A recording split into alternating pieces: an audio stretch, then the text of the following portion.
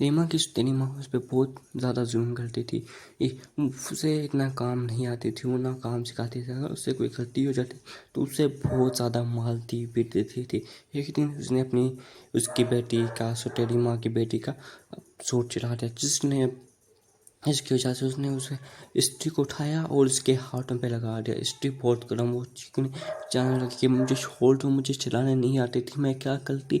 लेकिन उसने एक भी नहीं छोड़ी, उसको उसके हाथ पूरे जला के रख दिए। जब तक उसके हाथ नहीं जले उसको सुकून नहीं आया। फिर ऐसे ही अगले दिन वो अपने कमरे में चले गए।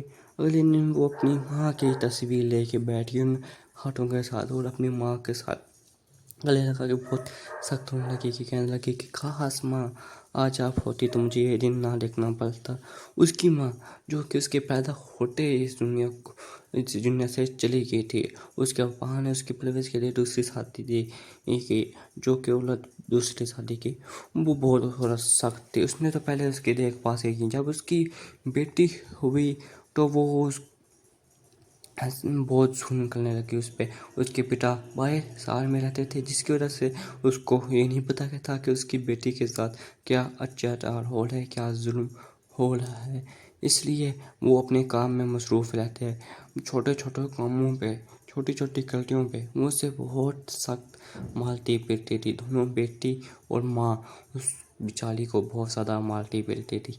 ऐसे ही एक दिन बड़े आलीशान घर में एक गया रिश्ते लेके। उसने बताया कि मेरे पास एक आपके रिश्ते रिश्ते ही आप रख लें। फिर उन्होंने मना कर दिया कि मुझे कोई लोकल लड़की चाहिए गाँव की, जो कि देखने में अच्छी हो।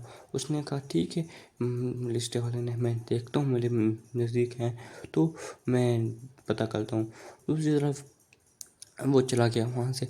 दूसरी तरफ वहाँ पर वो अपनी बेटी को खाना खिलाया जा रही थी। अगले पार्ट के लिए सब्सक्राइब करें। रिश्ता होता है या नहीं होता, सब्सक्राइब।